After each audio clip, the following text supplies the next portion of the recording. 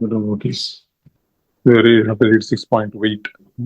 Yunjaneva sadatmanam yogi vigata kalmashaha sukhena brahma samsparsham atyantam sukham ashnute.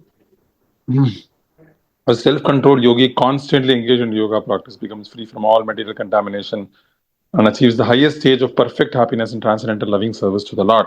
Self-realization means knowing one's constitutional position in relationship to the Supreme. The individual soul is part and parcel of the Supreme, and his position is to render transcendental service to the Lord. This transcendental contact with the Supreme is called Brahma Samsparsham. Sukhena Brahma Samsparsham. So, very interesting and very exciting also. Krishna says we can actually come in contact with Krishna, Brahma Samsparsham. Right now we are Maya Samsparsham, Moha Samsparsham, or Manas Samsparsham, or our own Upadhi Samsparsham, our own designations Samsparsham, or our worry Samsparsham, our plans Samsparsham. We're touching, you see. So whatever our touching, basically life itself is to touch Krishna.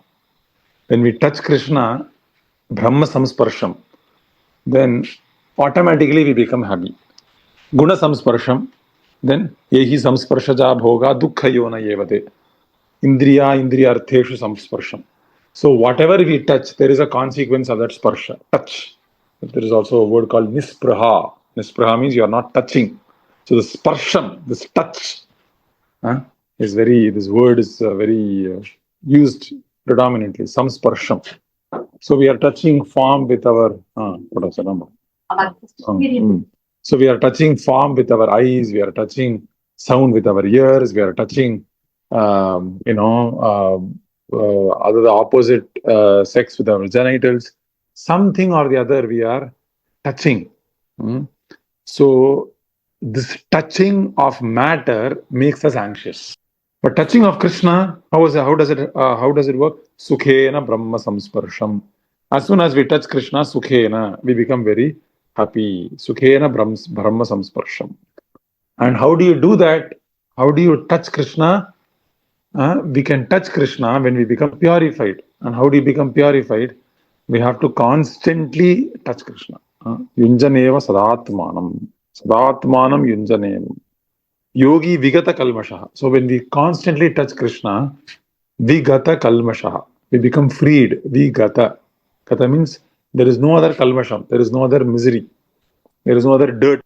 Vigata kalmashaha. Atyantam sukham ashnute. This sukham, this Brahma Samsparsham, sukham, this sukham is not like this sukham, antam, Anta Sukham. Like what is the highest sukham in this material world? Let's keep it heads on. Like everyone is going from morning to night for what? Ultimately sexual happiness. That is the highest sukham in this material world. Correct? That's what Prabhupada says. So, and that sukham also, the highest sukham one can think of, that itself lasts only for 2-3 minutes. Correct?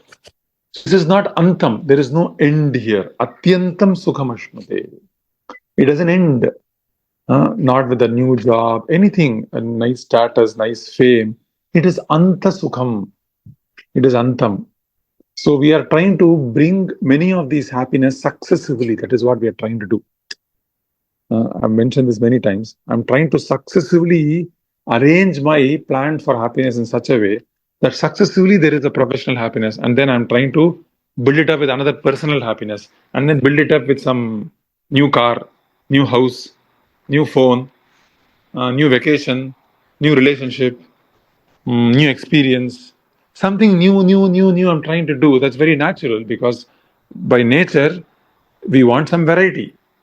But the problem with material happiness is that this new happiness that we are trying to achieve is illusory. It is ridden with so much anxiety, and also it will end. And when it ends, there is separation from the cause of happiness and myself. And during the course of happiness, we develop some attachment to the cause of happiness. During the course of happiness, we develop what? We develop attachment to the cause of happiness. And when we develop attachment to the cause of happiness, when there is separation from the cause, then what happens? There is pain. Or where there is anticipation of separation, also there is pain. You don't have to separate. And there is anticipation, there is anxiousness of separation. Whether this will separate or not, I do not know. My body, will it separate or not? My body is my source of happiness. I'm enjoying nice food, nice, nice vacation, and my body is separated from me. How will I enjoy? So as soon as a person knows he's going to die, he becomes very morose. Why does he become morose? Because the cause of happiness, whatever is the cause of happiness, is going to separate. And during the course of happiness, for many years of my life, this Janmam, then what happens? I've developed attachment to this body. Now this body only is causing me all happiness now. If this body goes away, what will happen? What will happen? How will I enjoy? How will I eat well? How will I drink well? Hmm? Oh, now I cannot eat this. Now I have diabetes. Right now, what will do? What will I do? What will I do for this happiness? Oh, I cannot enjoy. I cannot, eat this because I have cancer. Whatever. As soon as we develop some disease, as soon as we develop some old age, people become little morose. Why do people become morose? Most materialistic people become very morose when they become old. Why?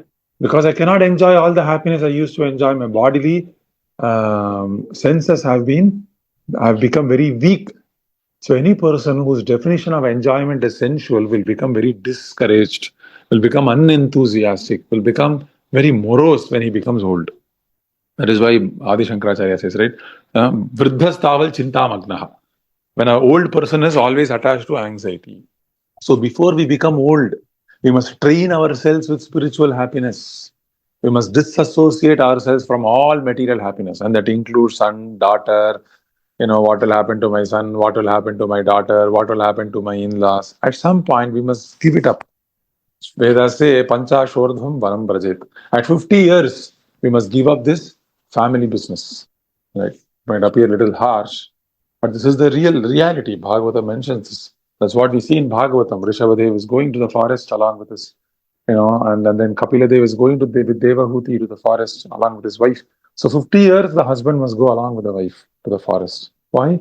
Because we are getting trained to enjoy this happiness which is independent of all material circumstances, material relationships, material affiliations. So the more we are training ourselves for this Brahma Samsparsham, this happiness which is independent of material circumstances, the more we become fearless. So we have to analyze whether our happiness is dependent on material circumstances or independent of material circumstances. If it is dependent on material circumstances, then we will be very afraid at the time of death. Why do we become afraid? The cause of happiness is being separated from me. So there will be fear. My son is separated from me. Oh, my dear Srihari. Oh, my dear this. Oh, my dear that. So it will be separation. Why? Because they are the cause of my happiness. My company is going away from me. Oh, I'm leaving India. Oh, I'm leaving the US. Oh, Trump is not going to let me into the US. I'm very morose. Why? US is the cause of my happiness. So if whenever there is fear, a devotee becomes very attentive to that fear. A devotee is not afraid of fear. A devotee is very attentive to fear. Of course, a pure devotee does not have fear. But a practicing devotee, like all of us here, we should be very attentive to fear. Why? Because that fear says something about us. What does it say? That we are attached to a cause of happiness that can be taken away from me. Right? So that is how a devotee must think. A devotee must not think, oh, I'm, he doesn't just get carried away by this fear. Right?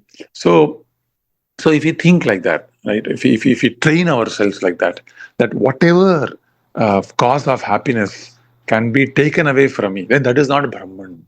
This is another negative way of seeing Krishna. One positive way of seeing Krishna, actually, in the initial stages, we have to see Krishna negatively. Negatively means by the process of negation. I should not use the word negatively.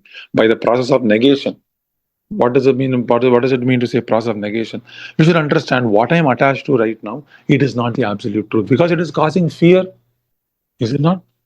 Krishna says, Sukhena Brahma Samsparsham. But whatever I am attached to is causing fear. So that is not Krishna. That is not absolute truth. Whatever I am attached to that doesn't cause fear, that must be God. Correct? There is no fear. There is no kalmasham. There is no pain there. So we should train ourselves to become independent from material affiliations when we are searching for happiness. So this is what Krishna is saying. I'm stopping here. Any questions or comments? Thank you, devotees. Thank you, Hare Thank you, Krishna. Prabhu. Hare Krishna. Dhanavad pranam. Hare Krishna, Prabhuji, Dandavat Pranam. Hare Krishna.